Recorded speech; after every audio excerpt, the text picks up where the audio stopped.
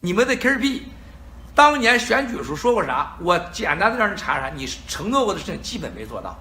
当年他进去后，他最想抓的就是谁？把马英九干掉，你也没干马英九啊。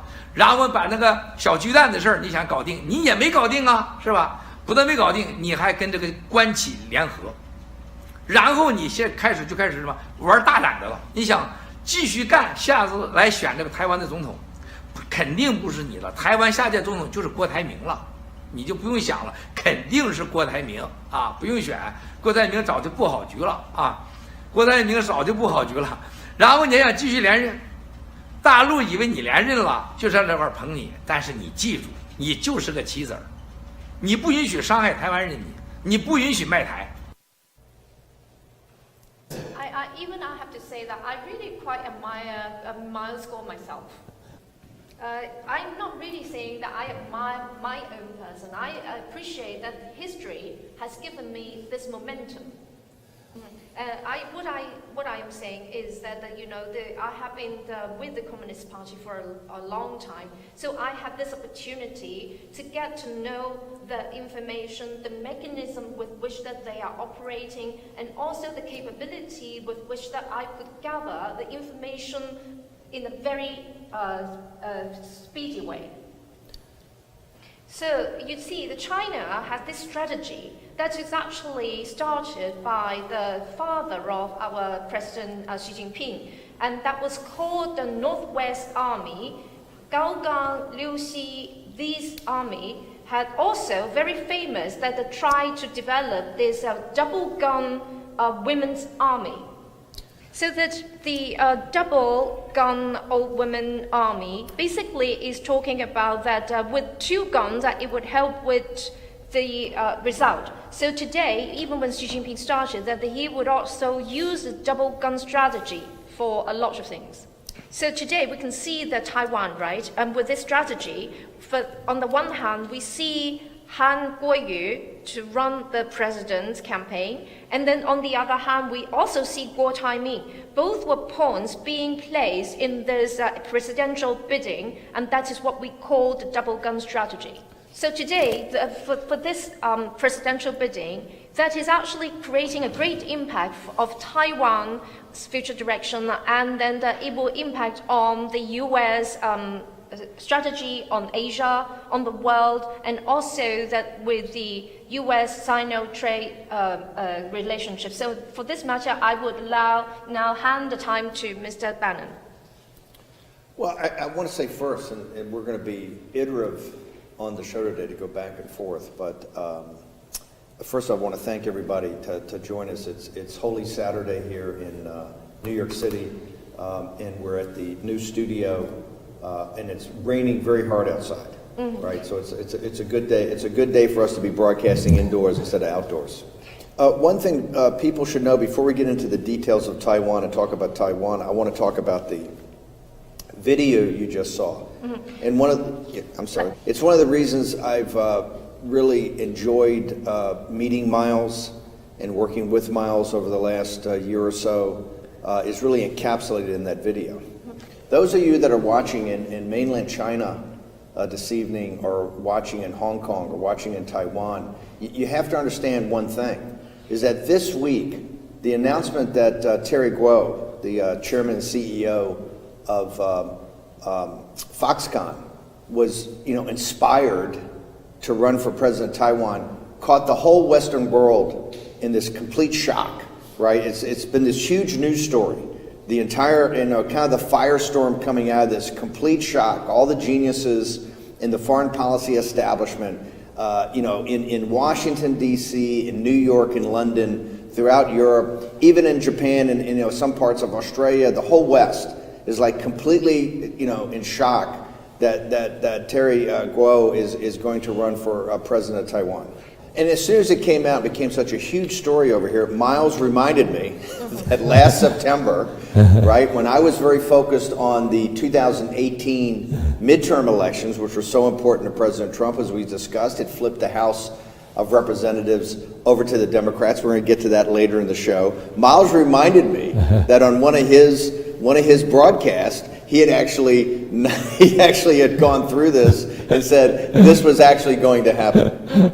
And this is why whatever I'm doing on the Rule of Law Fund or whatever I'm doing on the Committee of Present Danger or the other things I'm working on, I always try to arrange my schedule so I can be up here for the Saturday broadcast.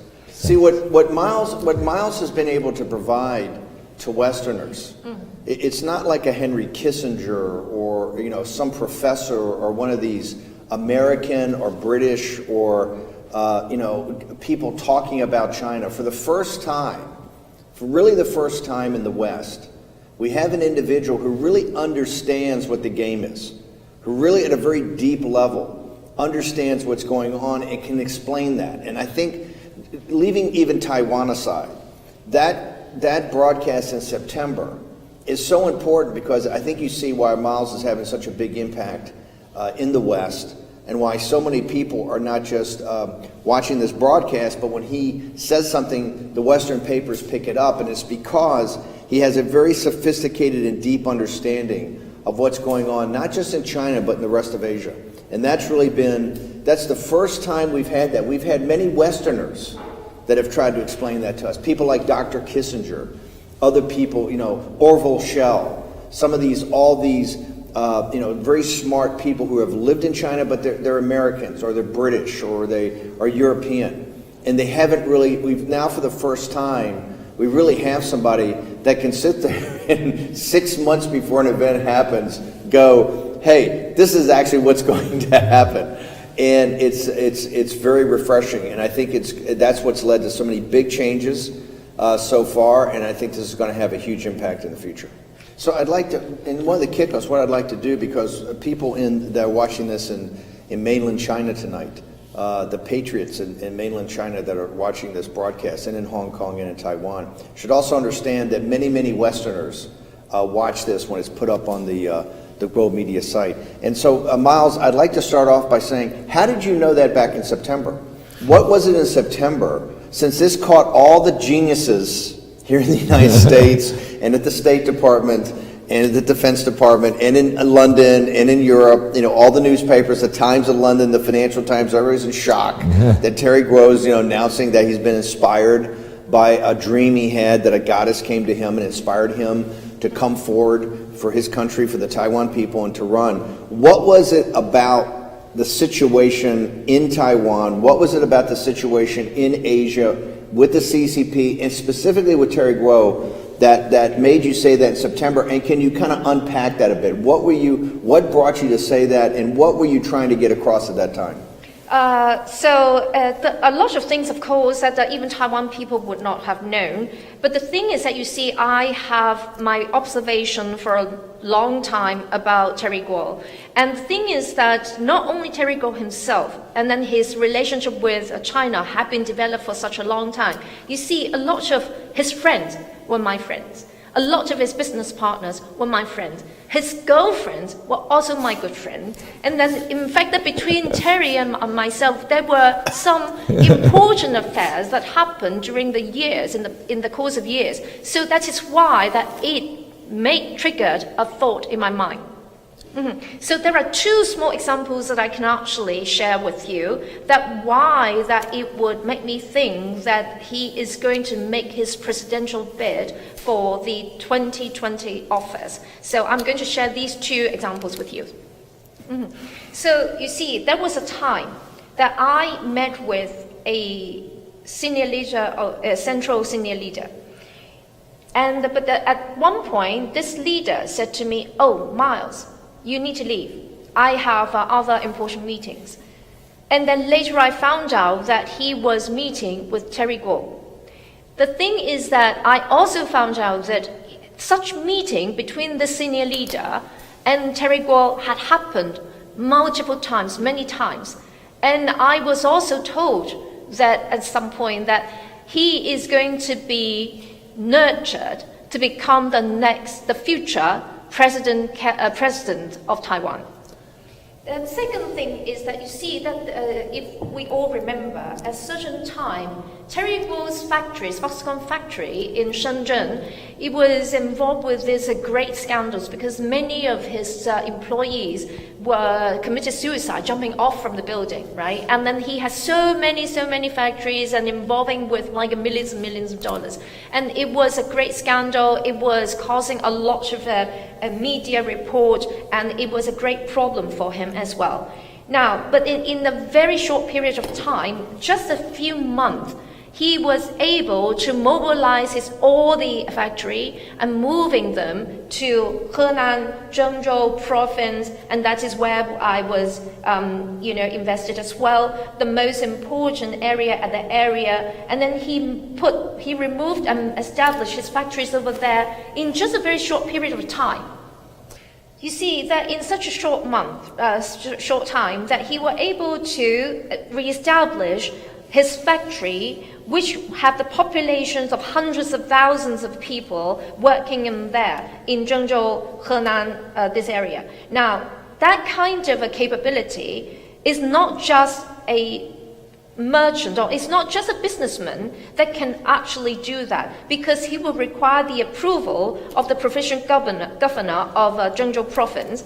And then also that I know that that kind of mobility and that kind of scales of work would involve with the military power and also the central intelligence power. And in fact they have established a special task force to just help him to remove those factories and relocate it into Zhengzhou, and then reestablish the operation in such a short period of time. Without those departments and without those powers and forces behind, that cannot be done. And so that would be a miracle. So that is why that is why I know that he is a significant point.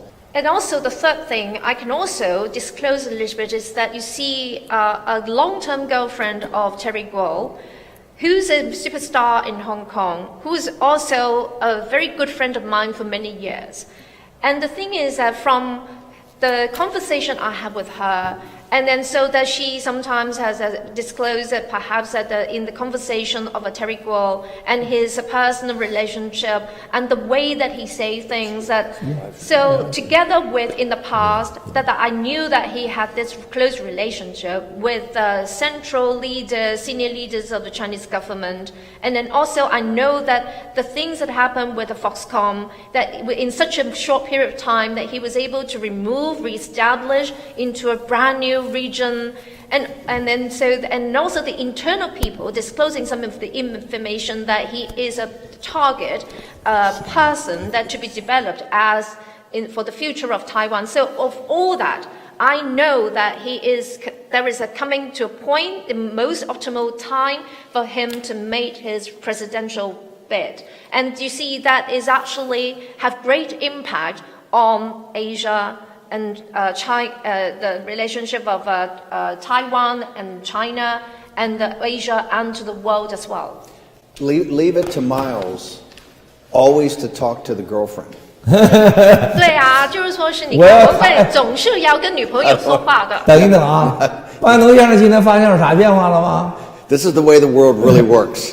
Always talk to the girlfriend. 对，班农先生上次和今天瘦了12磅，我要输钱了。因为什么？因为他有了女朋友。You see, the thing is that I'm losing my bet with Mr. Bannon. You see, from this time to the last time, I see that Mr. Bannon has lost 12 pounds of weight. 我过去我只羡慕他的头发和他的脸，现在我羡慕他有个更漂亮的女朋友。And then also that I love his hair, and then I love that he has losing weight. And then you know why though? Because he has a new girlfriend, I am sure.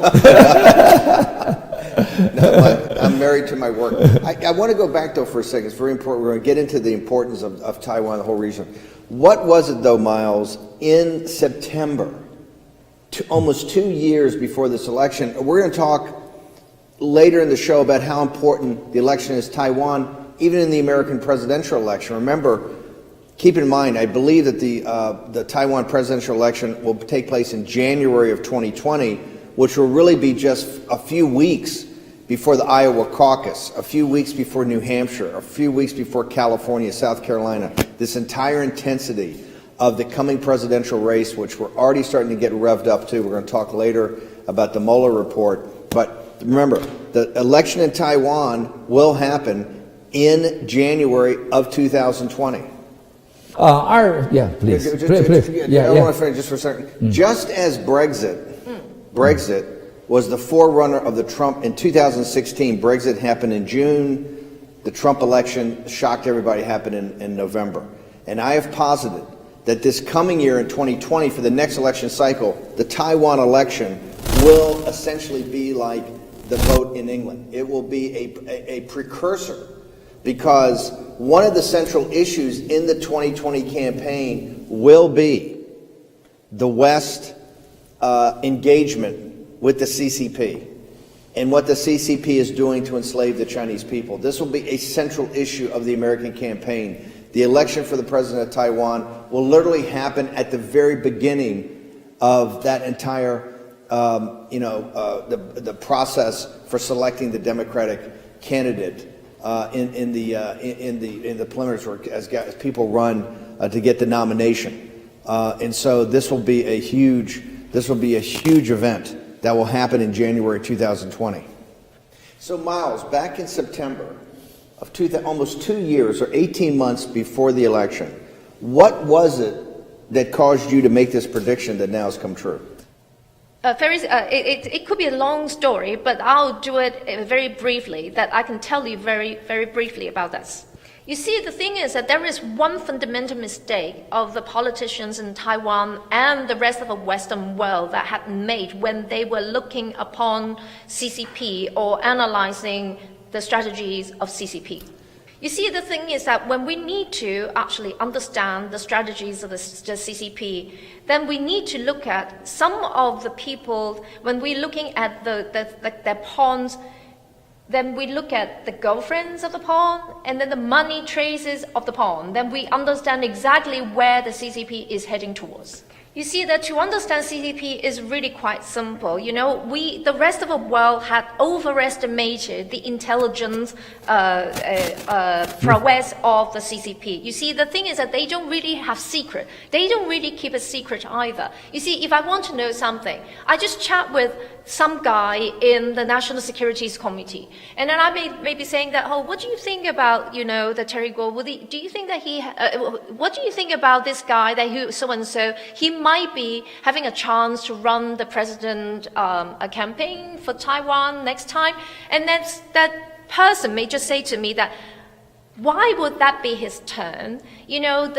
China has already put their stake on someone, and then that someone is just like Donald Trump in the US. He has been developed for many years, and then over the years, the time is coming, the time is right. So you see, based on that, right, based on that kind of a short disclosure, then I make my own analysis. I am aware that in Taiwan, who can actually be as successful or as Donald Trump in the US. In Taiwan, there is only one person, and that is Foxcom's Terry Gou. And then also, you see, at the time, there were other people running for the president proportionately as well. That is Lai Ching-te and Han Kuo-yu and several others. But based on my analysis, Han Kuo-yu would be the double gun strategy. So it is either Guo or Han.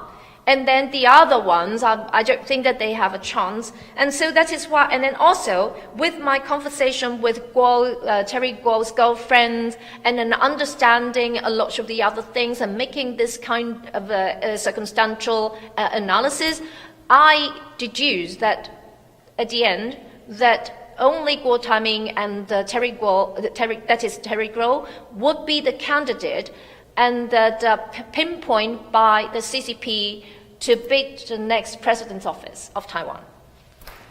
Why is, in particular for the Westerners that are going to watch this broadcast later, why is Taiwan, in your mind, Miles, why is it such a big focus of the CCP? Why is it so important, given its size? Why do you think it's so important throughout Asia? Why is this election gotten so much of your attention and now starting to get the world's attention? I would just use a very small examples to illustrate why the importance of Taiwan to CCP. So you see, we are using Mr. Bannon's background and his surrounding as an example. Now, the back wall of Mr. Bannon at the moment is completely blank. right? But the thing is that it is that means that that is like a Russian area, Azerbaijan area, North Korean area. So that is not exactly posing any particular threat at the moment. But then there are other threats around him and in front of him. So you see to the front of Mr. Bannon, that will be the South Sea. You see, South Sea is not going to be an issue for China anymore because you see China had already completely controlling the South Sea area, and they have already deployed all kinds of measures in guarding it with the Philippines and all sorts of things. And then also that on the left side of the front, we can imagine that is the Indian Ocean area and the Malacca Strait.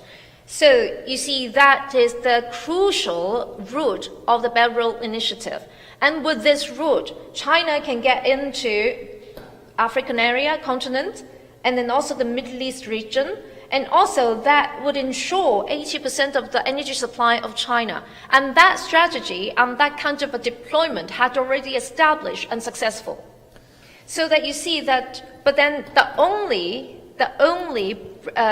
opening that can pose any threat to China will be on, Mr. Bannon, your left side. Because China basically had already controlled all of your, and then had the alliances built at your back with Russia and Azerbaijan and the North Korean area. And then on your left, and using the Belt Road Initiative, they also form alliances, and then also they're gaining a lot of the access to Africa and Middle East, and they have no worry about that, and the Philippines and the South Sea, right? But then to your right, to your left, that is the Taiwan Strait. Now, the thing is that is also the East Sea area. So if China is not able to gain absolute control of that area, basically that would be like it is also having this challenge from the Japan area, and that is why that they need to build the Navy to guard this area, and then also that militarily they would need to be able to establish a stable and then reliable gateway so that they will be in complete control of that area. So militarily they need to be 100% gaining control, and Taiwan is at that location. If China is not able to gain the absolute control of Taiwan, it is actually like a knife posing at the neck, so that it is of imminent threat to it. So that you see that that is a military strategy. So you see Taiwan is very established and mature in this technology. And then the population is very good quality. And then also the economy is a very affluent area. So that you see using Taiwan and then China setting up the military gateway, and it is in control of the entire Asian region. And then also that to control of the Taiwan Strait, basically it is in control of all the energy supply route to Japan as well. And then Japan will not be able to challenge China anymore. So in control of the Taiwan Strait, that is in control of the East Sea, in control of the entire Taiwan area, that is militarily, that is already able to basically control the entire Asian region. And there is no Asian areas or countries will be able to actually stand up to China anymore. And that is basically realize the conquering of the world, the dream of conquering the world of China. And that is the first step, that it is if it is successful in gaining its absolute control of Taiwan. You think, so you're positing that the control of Taiwan basically essentially makes China a hegemonic power in East Asia, in that part of the Western Pacific, that they then can push forward with their plan for hegemonic or world domination after that? Yes. Sure. One last thing because I want to drill down on your concept of Terry Gou as Donald Trump. Before we get that, can the CCP continue to allow places like Taiwan and Hong Kong to continue to thrive without their direct control? Because it's an example, not just to the world, but to the Chinese people on the mainland, of how successful, with very limited resources, because Taiwan and Hong Kong basically have very limited natural resources. With limited resources, if you give the Chinese people freedom, if you give them freedom of thought, you give them freedom of speech, you give them freedom of religion, you give them capitalism, the Chinese people will thrive like no people on earth. Is that example of Taiwan, the success of Taiwan and Hong Kong, is that a problem for the CCP? You see, the thing is that I believe that without the governing and without the ruling of the CCP, Taiwan and Hong Kong can remain to be democratic, can enjoy freedom, can enjoy prosperity. And in fact, that with the ruling of the CCP, perhaps that will push these two places into the opposite direction, because you see CCP's ruling is actually a humanitarian disaster. It is a dictatorship. It is a totalitarian government. So that when it's gaining control of these two places, it's going to destroy its democracy, its freedom, its prosperity. So for Taiwan and Hong Kong, they have no choice.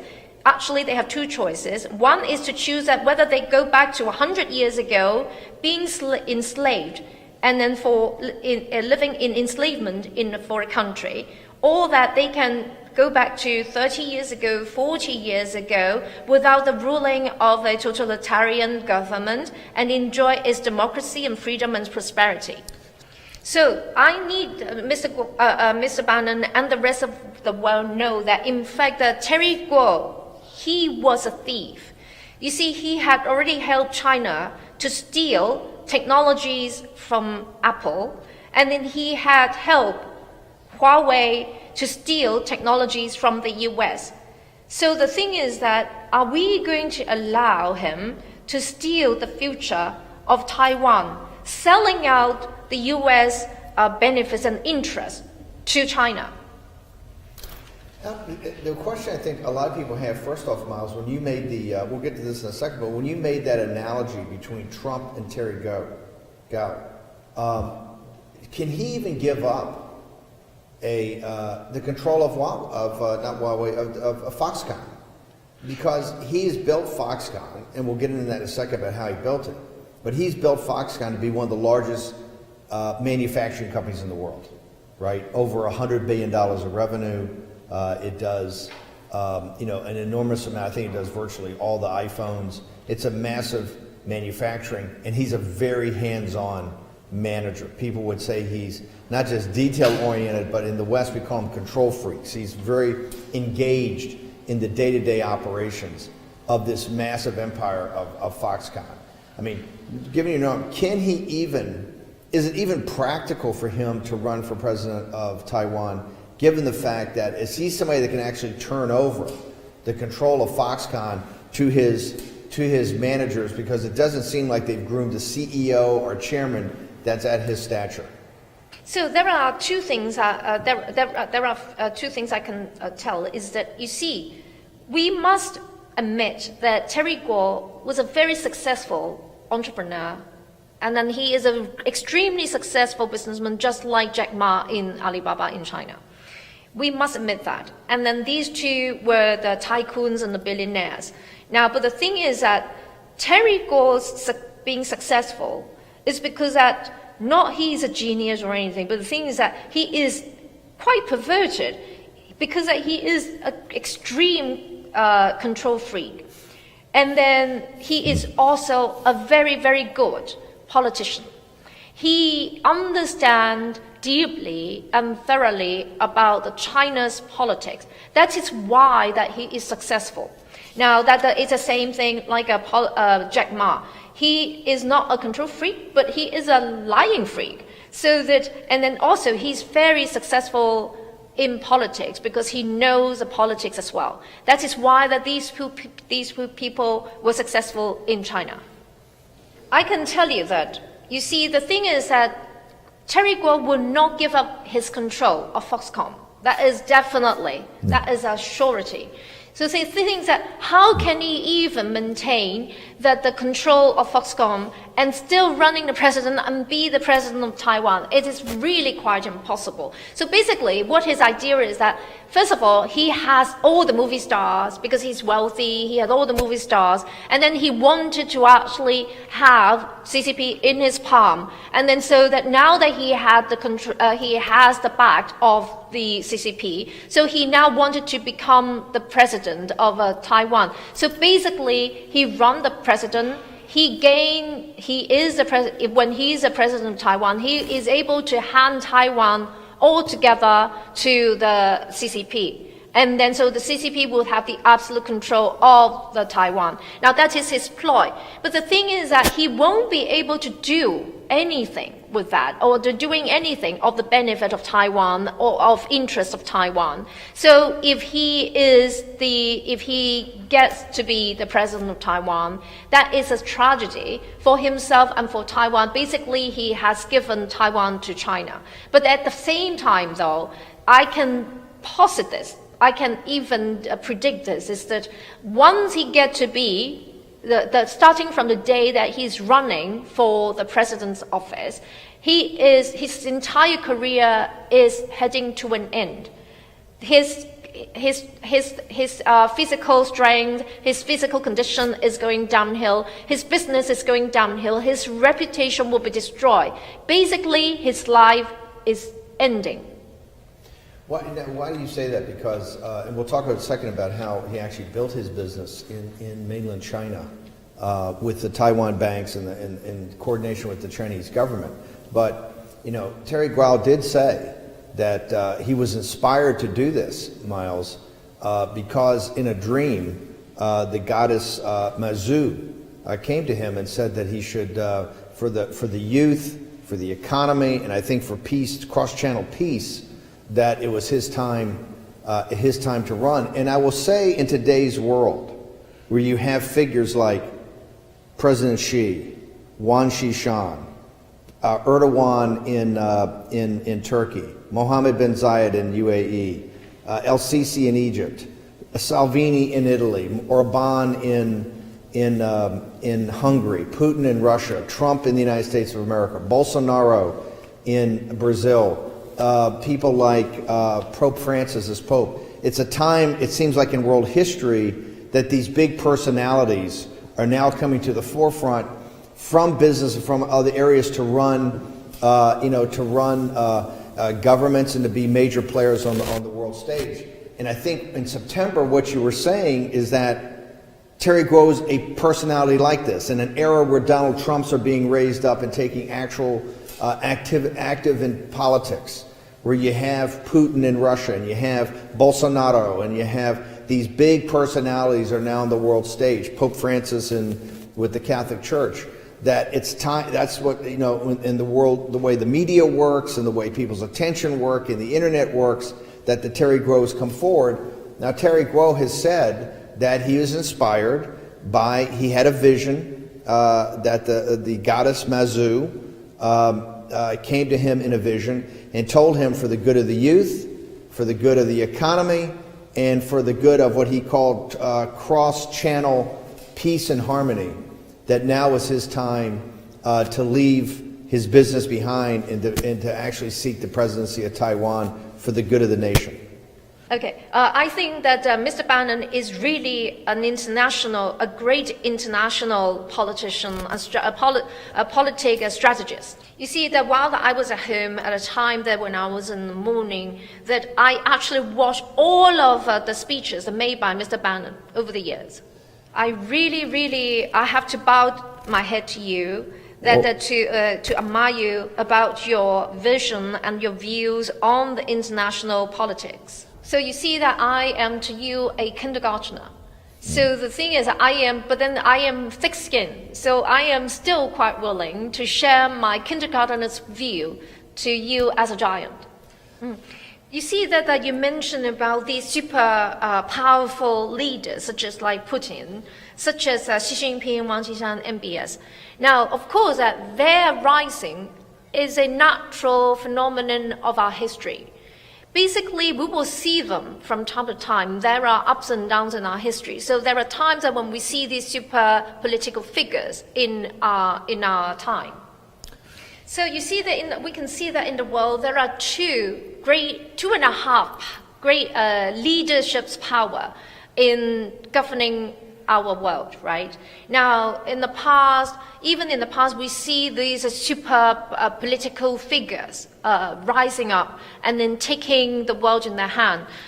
In times such as in China, we have the Emperor Qin Ziwang, and then in the West, we see the time we had Hitler, we had Stalin, and today we have like super people, political figures like Putin and Xi Jinping, Wang Zhishan, such people.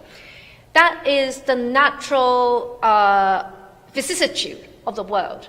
Now, the thing is that is one power, that is the absolute power, the dictatorship power.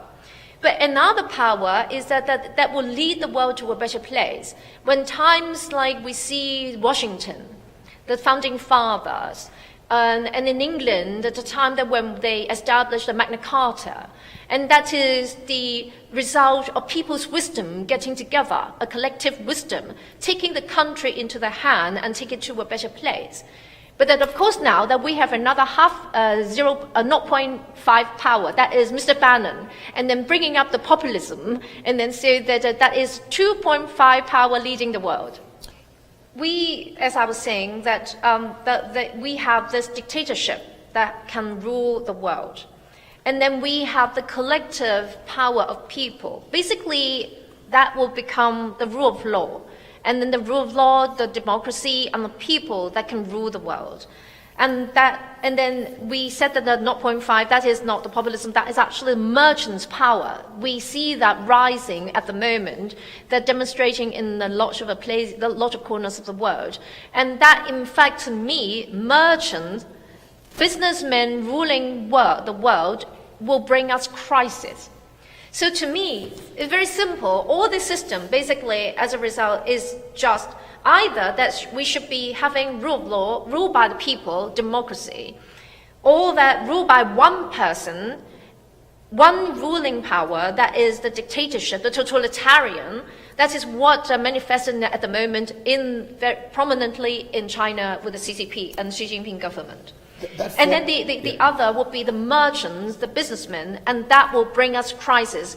Dictatorship, totalitarian cannot be allowed, because that would really be a tragedy, and a danger to the world. That form of, when you say businessmen, this form of what I call state capitalism, which is big controlling government and big business getting together. And you see that in China today. And what we're trying to do is hopefully stop that from happening. It's starting to happen in the United States. It's happening in Europe. You see all over the world. This is, to me, the convergence of this form of state capitalism with big government that leads to corruption. Let's use Terry Gou as an example. Walk me through how he actually built. He is one of the world's, I don't think there's any doubt that he is one of the world's greatest examples of a CEO of a manufacturing business that's taken something from very small, I think it was a loan of $7,500, to a company that has, I think, over $160 billion of revenue, plants all over the world, massive manufacturing in China, one of the most sophisticated and smart and technologically cutting edge companies in the world, and really created from nothing. So Terry Gou has, in modern advanced capitalism, proved that he is one of the, and he didn't need to go to Harvard Business School to get that. He did it on his own. That became one of the great manufacturers. However, how did he actually build this business? I mean, isn't this an example of state capitalism, using Taiwan banks to fund manufacturing growth in mainland China in cahoots with the CCP? You see, the thing is that, Mr. Bannon, I think the reality perhaps is even more serious than what you just purported to be. You see that I think what we need to understand, Terry Gou and Jack Ma, are that these two are great entrepreneurs. We can see in them a very good side of a human being. but also a very bad side of the human being. You see, it's just like in the animal kingdom, mosquitoes, for example, they don't really suck the blood of ill people. They would choose the best people, the best blood, to suck the blood, to take the blood, so that enable themselves to be stronger and then to be better, right? So Terry Gou and Jack Ma is exactly like that. And they are the super political players, but at the same time, they are the deceptors as well. You see that the Terry Gou once said that, what is the worth of democracy? What kind of does it do anything for our GDP? So you see, the thing is that he fundamentally does not have any faith in democracy, have any faith in our civilization. And therefore that he can be just a thief, stealing the technologies of the West, and then stealing the wealth from the people, and then contribute them to the state of the CCP. And so that you see, taking the wealth and giving back to the CCP. And that's exactly also what Jack Ma was doing, right? Like Jack Ma, he stole the Amazon technology and then turned it into Alibaba's, and then stealing the people's wealth, and then sort of endangering so many people's lives. And yet, they are saying that we are actually saving the world. We are here for the good of people. And it is creating such kind of a grandiose illusion that people believe them. And the thing is that, you know what is even more ironic is that they are stealing, they are thieves, they are liars. And yet, you know what? They committed no crime. People don't think that they are doing anything criminal. People think that they are doing the great things. And then they are taking the wealth from the people and then creating, helping the dictatorship, and yet people think that they are doing the greatest thing. And people believe in them. It's been reported widely, Miles, I'd love to get your take on it, that Terry Gou met with President Xi here not too long ago, and they actually talked about politics. Can you explain, take you down a deeper level, this two-gun strategy you talk about? Mm-hmm. Why would Xi meet with Terry Gou to talk about Taiwan politics? I mean, why would that happen? Why would President Xi, who's got enough on his mind, why would President Xi take time to meet with one of the world's top entrepreneurs who's running, one of the world's biggest, if not the world's biggest manufacturing, at least of technology company? Why would he meet with him to talk about politics in Taiwan? And how does that fold into this two-gun strategy that you started the show talking about? You see that exactly. You see that very clearly. That is the double gun strategy. You see that between Guo Taiming, Terry Gou, and then Han Guoyu, that will be the two guns in the hands of the CCP. One is south, one is north. And then so with these two guns, they definitely can outbid Lai Ching-te, who's also a potential candidate running for the president's office.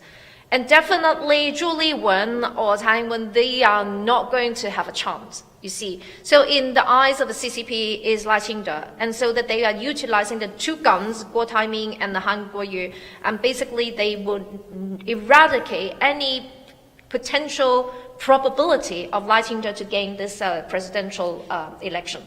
So you see, CCP is very clever. They have already totally controlling Guo Taiming through the BGI strategy. They have already given a lot of the interest to Guo Taiming. With the Foxconn, then they help it, and then relieving the currency's control, and then, helping it to reestablish its factories. And at the same time, they would, of course, let him have a lot of women, a lot of girls, and then with that kind of thing, that they would get together a lot of the evidence of his scandal, of his sexual conduct, and in fact, that they also gain a lot of the scandals of the people who were committed suicide in Foxconn, probably because involving with some kind of a sexual scandal as well, or maybe some of the personal disputes. Anyway, the CCP had got all kinds of evidence against Guo Tani.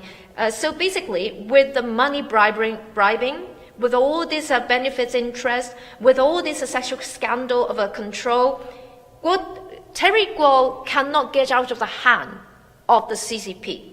So that and then he, as I was saying, that together with Jack Ma, they have stolen the best technology of the US, and then also transferring back into in China, and they were the greatest thieves of the century. And in fact, that you see that Jack Ma before, right, at the time that when President Trump gaining the office, didn't he just come to the US and promising about 1 million jobs, tens of billions of funding?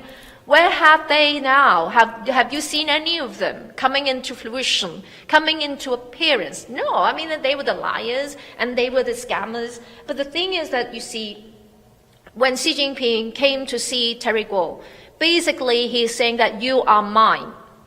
You are going to take Taiwan for me. And that's it. Is the two guns, do you think that the timing of this, and let's leave aside the vision from the goddess, because we're not questioning that with Terry Gou. But do you think that just given the timing otherwise, that the CCP might have gotten concerned that the mayor of, Kaohsiung, Han, may not have a win, and all of a sudden Terry Gou, because the primary for the Kuomintang, for the KMT, is in June. This is a very late entry into the campaign. Remember, President Trump had really been working on it for a number of years. When he came in June of 2015 into the primary season, that was really at kind of the beginning of it. And so and of course, everybody, at the time said Trump has no chance. Trump is a joke. Trump is a clown. He has no chance. Of course, at Breitbart, myself and others said Trump's going to be president of the United States. But Guo enters very late, just a month or two before the primary, having never actually ever talked about this really seriously. You pointed it out, and even many people didn't pick that up when you pointed it out back in September of 2018. Do you think there was a concern that Han, who clearly has close relationships in China, and who is talking about reunification and is not a hardliner about independence and freedom of the Taiwanese people, do you think the CCP got nervous and that's why they wanted not a one gun but they wanted a two-gun solution?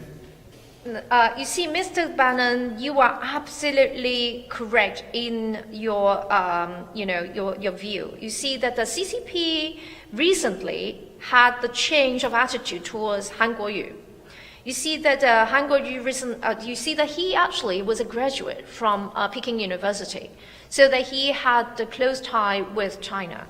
The thing is that but then he recently went to visit Hong Kong, visit Shenzhen, visit Zhuhai. And then the feedback coming back to the CCP is that they said that Han Guoyu probably is a okay candidate, but the thing is that in his moral he cannot be trusted, and also that he is just like Miles Guo, very low in his quality and then in his education and so on and so forth. And this is true, sir. So that is what they actually come back and saying that. You see that the thing is that you see that within Terry Gou, he is definitely the internal pinpoint person to gain the president's office of Taiwan. That is already decided long ago and internally, because they think that China CCP knows Terry Gou. He understands politics very, very well, which is very, very different from Han Guoyu. You see, the thing is that Terry Gou, he is the only person who were able to actually understand and connect China, Hong Kong, and Taiwan, and the people, and the politicians, and then also the industry. He was also, I can tell you the secret, that he secretly knows Wang Qishan and Xi Jinping very well. he also had deals and relationship with Jiang Zemin's family. So that is why that he had connection with the GOP.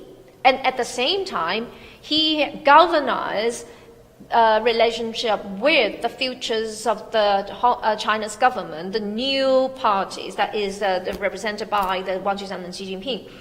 And he had a heart to the people in China and Taiwan because his business employs so many of the people.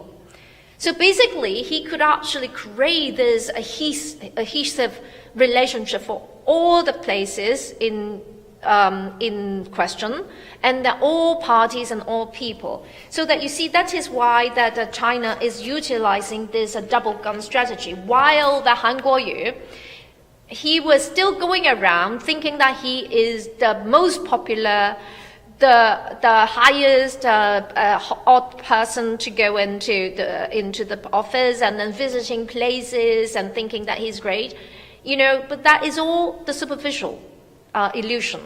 That is exactly China's usual ploy. He maintained one superficial illusion, but basically they are supporting the guy who's not so high profile from the beginning, and then only at the end that he surfaced, and that is Terry Gou. And then of course that there are, there are a lot of other secret weapons as well. If it is not enough that they're going to help out with those. We have so much more to go through. We have so much more of the show. We're now over an hour and a half into this. Maybe I recommend we wrap it up. But with that, on this question for you, Taiwan is a country of what, 30 million people, or to 25 to 30 million people, relatively small in the world stage. But that election next January 20th, how important is that election for Asia? How important it is for the Chinese people in the mainland? How important it is for the Taiwanese people? And how important it is for the American people?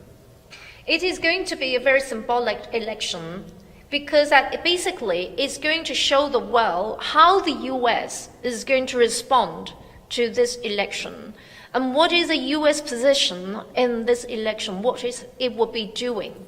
And then also that is showing the world that how the interaction of China and the Taiwan and in this election, basically it is telling the world that what the China is going to be doing, Taiwan is going to be doing, and the U.S. will be doing. So it is a very symbolic time and a symbolic event. Well, I can tell you, Miles, since you called it back in September, it's something we'll be covering intensely over the next 8 months, and particularly this primary in June, and see if Terry Gou. My thesis is that Terry Gou cannot give up control of Foxconn, and I just don't see how technically the people in Taiwan can have someone run who's not prepared to totally step away from his business and really put it, when I say step away, put it in a blind trust. In other words, he has no control over it. It's in a blind trust. It goes into a trust. He has trustees, and those trustees are not family members. It's arm's length. He then would run for president, and that's put in a blind trust that he has no control, no say-so, nothing. The probability that that will happen is zero. This is an individual that has built one of the great manufacturing, one of the great industrial powers in the world from literally nothing. It is, he said the other day he's stepping down, he's stepping back. As chairman, as CEO, as an investment banker, I saw that a million times where an entrepreneur said, yeah, I'm stepping back. But, 4 weeks after they've turned it over to the minions, they're questioning everything, they're criticizing everything, they don't know what they're doing, they're ruining my business, and they step right back in. If the standard is for Terry Gou to run for president of Taiwan is that he has to put the business of Foxconn into a blind trust, zero probability he runs for the presidency of Taiwan. But I can tell you that the life and the career of Terry Gou has ended 2 days ago, in fact. You see, the thing is that his cooperation with the CCP is basically like a disease, that it was in the incubating period of time before, but once that his cooperation come into the surface, the illness has started to activate, to explode. But of course, you know, that is going to be paid for with the lives and the livelihoods of the Taiwan people. But his life has ended. Do you know what I love myself the most? You see, the thing is that I have slept with the CCP for 29 years, but I never have any sexual intercourse with it. Okay, so we have a break. 10 minutes. 10 minutes rest. Thank you, everybody. Yeah. We come back in 10 minutes. Yeah. 10 minutes. Just keep. 你们的 KP 当年选举时说过啥？我简单的让人查查，你承诺过的事情基本没做到。当年他进去后，他最想抓的就是谁？把马英九干掉，你也没干马英九啊。然后把那个小巨蛋的事儿，你想搞定，你也没搞定啊，是吧？不但没搞定，你还跟这个官企联合。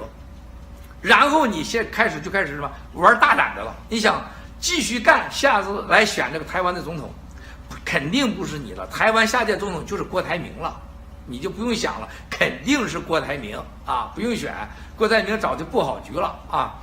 郭台铭早就布好局了，然后你想继续连任，大陆以为你连任了，就在这块捧你，但是你记住，你就是个棋子儿，你不允许伤害台湾人民，你不允许卖台。So, Mr. Bannon, a lot of the Chinese people are actually quite concerned about the Mueller's report. So, exactly what kind of situation now it is with the Mueller's report, and what is the development in the future for this report? Can you please give us your view? Well, look, it's very simple. As I've said, you know, I've been on this broadcast many times now, and in the fall of 2018, elections have consequences. That's why the election in Taiwan is so important. The coming presidential election in 2020 is so important. In democracies, elections have consequences, and the loss of the House of Representatives to the Democrats has a big consequence. In our system, the way it works in the United States, it's the House, the people's delegates that are changed every 2 years or voted on every 2 years. Our founders wanted it to be the closest to the people. It is that our founders, our founding fathers, put really the control or the oversight of the executive branch. So in our system, you just can't be a king, or you can't be a dictator. You can't just say do what you want to do. It's checks and balances. Everything's checks and balances. And here you have the House of Representatives that has all the investigation apparatus of overseeing the administration. The Mueller report. Mueller was a special counsel set up by the Justice Department, which is an executive branch, and they've now come out with, I think it's 500 pages or 400 pages of a report. And I would recommend everybody read it. The president said today, and I'm just reiterating what President Trump said a few minutes ago, I think he was heading to play golf, that it's written, it's in his mind, it's very nasty. It's a very nasty written report. I will say, as someone was in the process, I was a little surprised that they went into they really wrote a narrative. If you read this, it reads, I have not read the entire thing, I've only read segments of it, but it does read almost like a novel, which I think was very surprising. And many of the supporters of President Trump have come out and been very critical of that it wasn't really put together like a prosecutorial document. The report and the special counsel and really the attorney general came up to essentially two basic things. There was no collusion with the Russians, and there's no obstruction of justice that can then be taken and prosecuted on. And so essentially the report is now a report that's sent to the House. But that basic, two facts are, and I think the left media, particularly in this whole collusion with Russia, has now had a complete meltdown as Mueller's kind of concluded that there was no collusion with Russia. Just two things in conclusion. That doesn't mean it's a long way from over though. And that's just the way our system works. And now the House has it. Whatever the leaders of the House decide to do is to be seen. Nancy Pelosi and the head of the Democrats are under enormous power pressure. As I've talked Miles, on your broadcast many times, the people that really went out and knocked on doors and really were the drivers of the victory of the House to take it back from the Republicans and hand it to the Democrats. They want to see President Trump's head on a pike. They're not friends of President Trump. They're his enemies, and they are very focused on going forward with impeachment. And they think this document, as I've said before, they're going to try to use this document to promulgate that. And of course, there's the allies of the president that say it's over. So this is a long way. You're going to see this continual fighting in Washington, really nonstop, as the president, I think, moves on to other things, the China deal, and other things to focus on. The Democrats, some element of the Democrats, and particularly these young firebrands. They have AOC, Omar, these young people that have now come into the House of Representatives are really anti-Trump. You're going to see a big push on that. So for those of you that are watching in mainland China, Hong Kong, Taiwan, other places, this is, although the basic facts kind of back up the president, this is a long way from being over. The two things I think are the most important going forward and for people to look for is this, and I've said this from the beginning, this is part of the nullification project. And what I mean by nullification project is that the establishment in America, the financial, the corporate, the media complex, never wanted Donald Trump. And the reason they didn't want Donald Trump is they didn't want the little guy that Donald Trump represents, the working class people, to really have a voice, to have a strong voice in our system, to have a strong voice of how they can start to drive the process instead of the elites. Quite frankly, many of the elites who are in bed with and have helped the CCP not just sustain power, but to become more powerful. It's those little guys. Like it's the little guy in Taiwan, the little guy in Hong Kong, the little guy in mainland China that is saying, hey, I'm tired of this. I want a different way to do this. That nullification project started immediately upon Donald Trump winning. A big part of this is the media. And that's why I call them the opposition party. This Russian hoax, and I think we have a crisis in the media here in the United States. And what I mean by that is that our mainstream media, which is very powerful, very wealthy, the people are paid a lot of money, have gotten two major things wrong, and not just kind of wrong, dead wrong. That was the rise of populism and Donald Trump winning the election, which they were totally caught by surprise. They thought Hillary Clinton, had it locked up, right? Number two was this whole Russian hoax. That really was Mueller's investigation. And people must remember this. President Trump turned over every document. President Trump made available every person on the staff. President Trump went out of his way to get everything to the prosecutors so they could see. So there was no stone left unturned, okay, to look into this. And they came out with no collusion. The missing of Donald Trump by the media and then the Russian hoax is two incredible black eyes for our media. And really puts them in a terrible situation. From comic books over here, the graphic novels, there was a great saying, one of the graphic novels, who watches the Watchmen? And I think that you'll see now in the coming weeks, President Trump is now going to turn the tables, and you'll hear a mantra, investigate the investigators. And I think this is very important for our democracy. I think it's very important for the freedom in our country.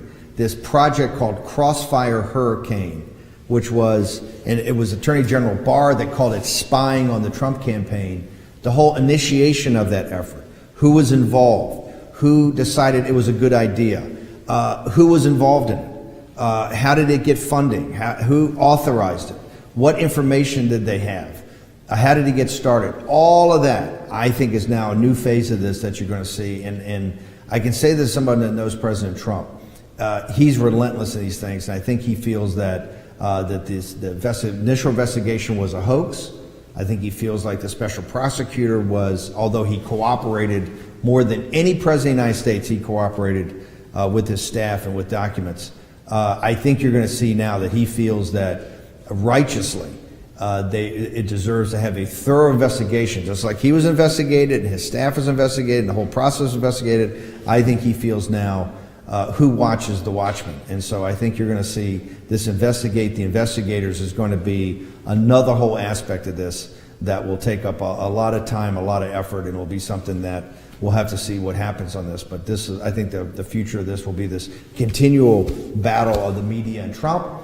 In the second part will be President Trump, justifiably, I think, and I think it has to happen. I think it has to happen for the good of our country. About exactly what went on here and what's the aspect. Look, particularly those watching in mainland China, democracy is very messy. It's the messiest system you can have.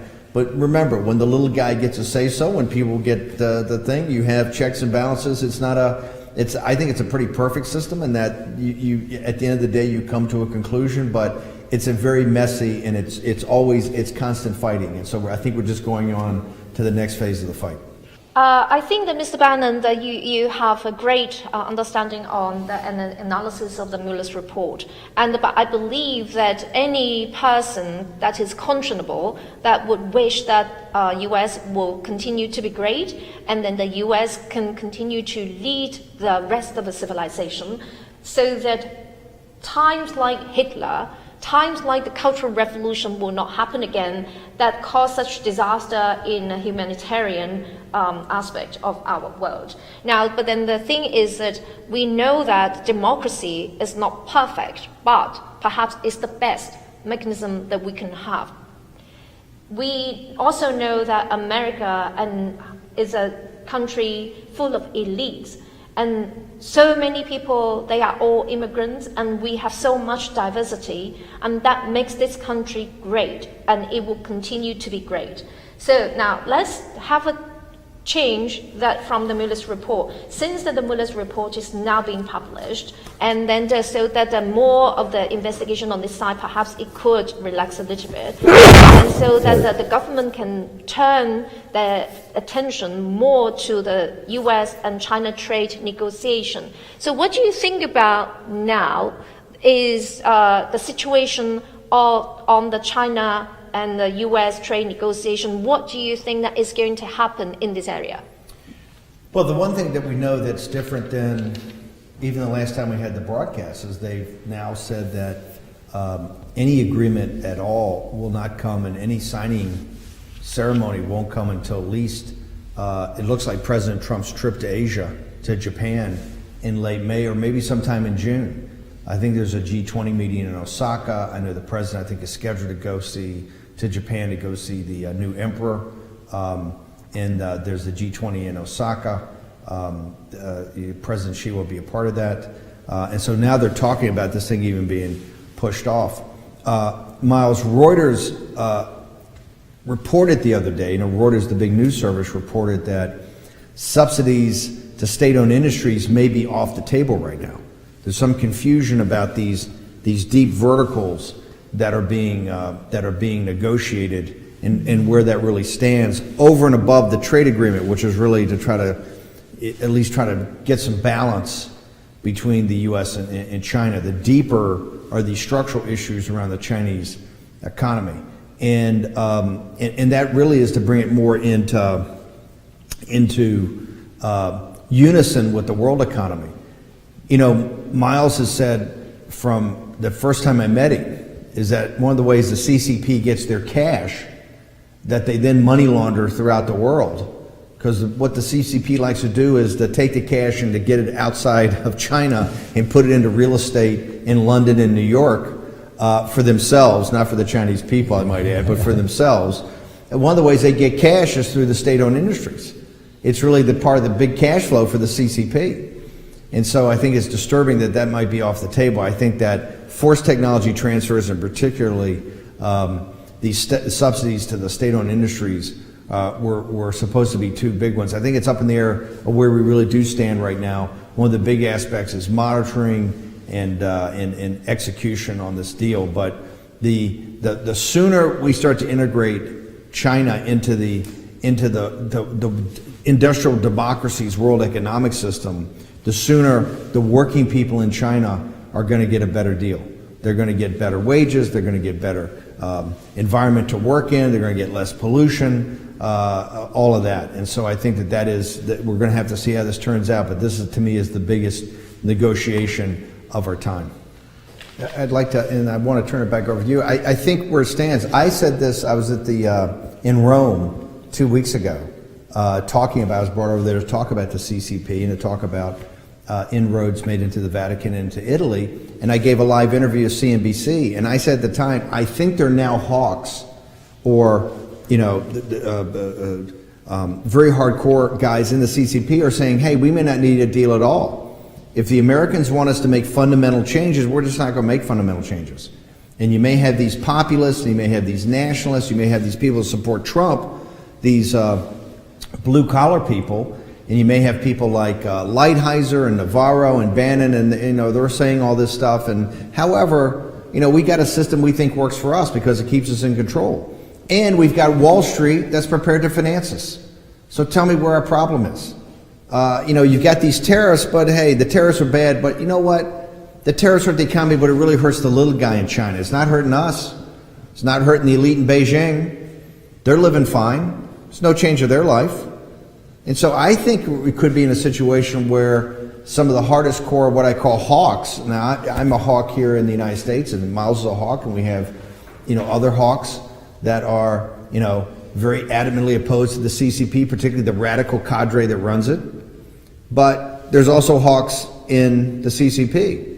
And I think, and I said this 3 weeks ago, I think you're seeing, and one of the reasons this keeps getting pushed out, you now have the hawks that are saying, hey, there's got to be some real changes. And there's guys in Beijing saying, why does it have to be changes? Our system works for us.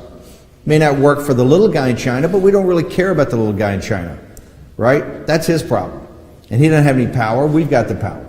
And we've got the economics, and we can still suck cash out of here, and so things are just fine.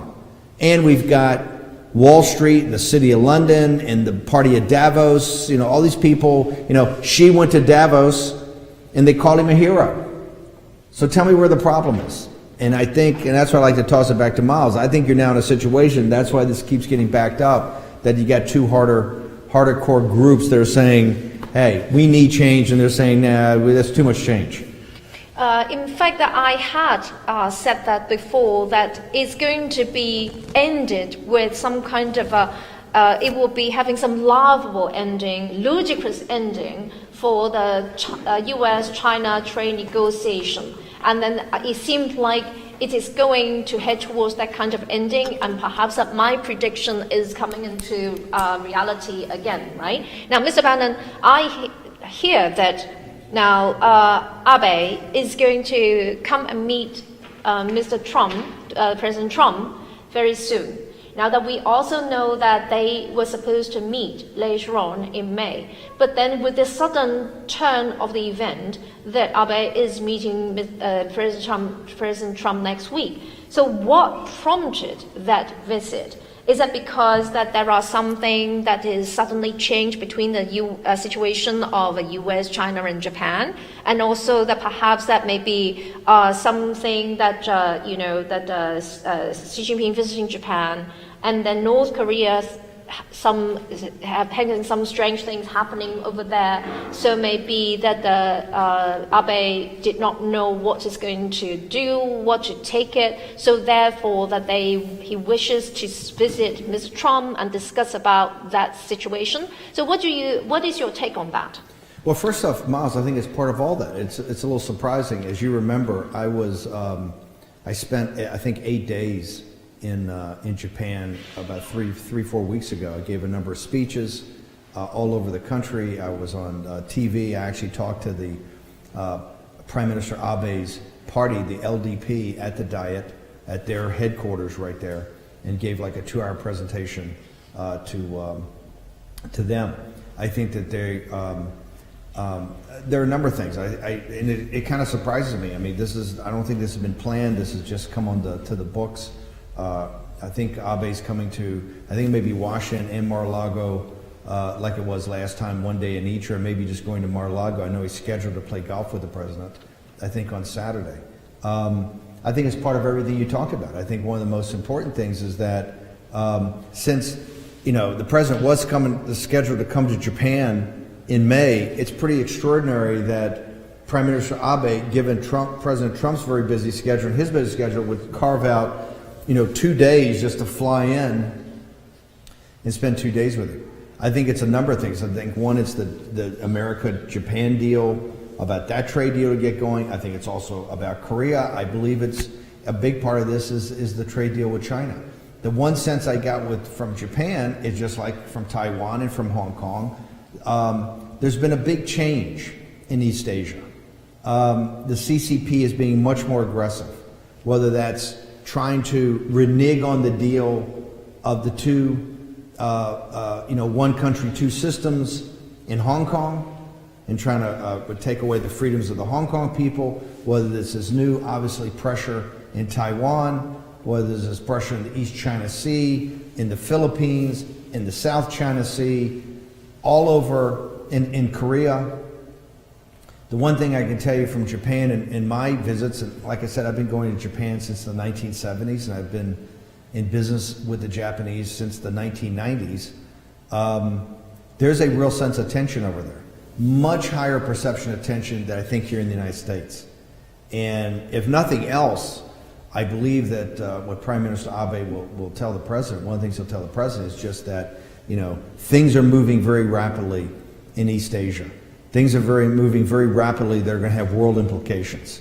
And I think that's the number one message he will bring. There's obviously a lot on the Japan-America relationship. There's a lot about Japan and China that I'm sure they're going to discuss. And also, I think they're going to talk about the importance of this trade deal. Remember, I've said about this trade deal, this is not a trade deal. This is an armistice. This is about the economic war that the CCP has run against the industrial democracies, whether it's South Korea, Japan, Taiwan, the United States, Europe, Canada, and the Chinese people.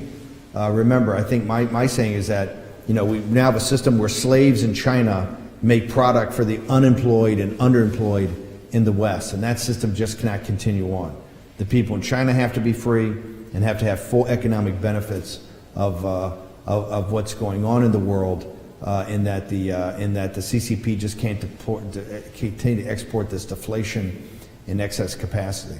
And so that's why I call this an armistice. I think for everybody that watches these broadcasts, a big development is that the Prime Minister of Japan has decided to essentially fly over here for a 2-day consultation with the President of the United States. I think it's the two big things this week were Terry Gou's announcement that he's now going to run for president of Taiwan, and that and that Prime Minister Abe has decided to take some time out of his schedule and fly, what the 16-hour flight or 14-hour flight it is to fly to see the President of the United States. But those are two very big developments. I wish that there is a very fruitful result between the meetings of President Trump and President Abe. And then I hope that they can return our whole trade situation to the transatlantic partnership. And then I hope that Mr. Trump can be creative, and so they're coming out and give us a great success. Now that, and then also that I see that from a lot of the feedback on the website, there are a lot of the people, a lot of the audience sending out texts saying that Mr. Bannon looks great, very handsome, since that he lost 12 pounds. And then also that you perform wonderfully and give us great insight on the views on the Taiwan issues, and then US and the Japan issues. But the thing is that, you see, I have said that many times, maintained that many times, that in the US, perhaps in Japan and the rest of the world, no one really seeing through what the CCP is truly about, and no one really trying truly to deal with the CCP's threat, and no one is really determined enough and truly facing the threat posed by the CCP and deal with it. So that I hope at the moment this is going to be a warning sign that they're telling us the cloud is coming and that we do really need to deal with it. Otherwise, we will all be living in the shadow. Thank you. And also, Mr. Bannon, I must tell you that, China-US trade negotiation, a very important topic is about the firewall of the cyber industry. You see that if China not going to take down the firewall, And that is not going to open up, and that is basically a great loss in our trade negotiation. So that if we are not going to make them take down the firewall, that means that we remain to be the loser of that trade negotiation. And you must convey that message and to the government and make sure they understand the importance, the significance of the firewall post to our nation. And then another thing is that a lot of the audience want me to convey this message that to you, Mr. Bannon. In the past year, you presenting speeches around the world, you always maintain that we are not anti-China, we are not anti-Chinese people, we are only opposing and going against the radical cadre of the CCP. And then we anti-CCP, the radical cadre. So that you have made the message very clear. For that, we thank you. Well, last thing, in fact, I can't wait for the day that, my love and affinity for the Chinese people, I can't wait for the day, as messy as our system is, I cannot wait for the day that 1.4 billion Chinese get to vote and elect their House of Representatives, their House of Congress, that oversees the CCP, like Congress oversees the executive branch of our government. That will be a day of tremendous joy, I think, for everybody in the United States, for myself, and I think for the people in China, because that will be the day, the beginning of freedom for the Chinese people. So that here, I also have this message that you see we have the Rule of Law Foundation. And then Mr. Bannon is a chairman of Rule of Law Foundation. And then also that Cal Bass is another chairman of another arm of the Rule of Law Foundation. You see, this is, I hope this is the home. This is the home of the Rule of Law. And I hope that this is also going to be a place where we can have a hope to do legitimate action and making use of the donors fund, and then all the donors that are making donation, they are going to have receipt, and without the chairman's permission, then nothing will be touched and nothing will be used. And also, this is our mission, and then the mission is that we are going to take down the radical cadre of the CCP, and that is the mission of Mr. Bannon and myself, and I pledge myself to you. And also that we must sincerely express our gratitude to Mr. Bannon, because you see, he is the only Western person that had wholeheartedly engaging in this fight of the radical cadre of the CCP together with us. We really thank you. Thank you. Great honor. Thank you. Thank you very much. Thank you. Our broadcasting should end here, but Mr. Bannon, do you have any more final words to impart? Just for all the Christians and all the Catholics, underground church Catholics, and those even that worship at the Patriotic Church, but all the evangelical Christians, it's Holy Saturday here. It'll shortly be Easter Sunday, and so for obviously all our always wishing well to the Uyghurs and to the Tibetans and to the Buddhists and to all the people of China, old 100 names, always our best wishes. But particularly since it's Easter morning or about to become Easter Sunday, to all the Christians, evangelicals, Protestants, Catholics, Happy Easter. So we now pray for all Chinese people, Christian, Catholics, and Uyghurs and Tibetans and everyone.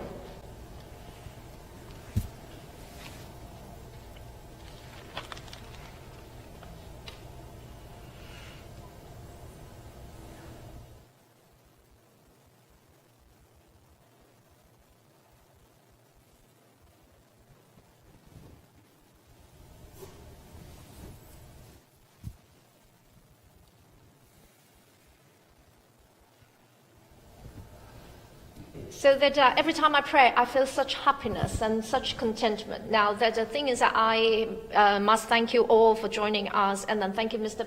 Bannon, for joining us. Thank you. Thank you. 谢谢，再见。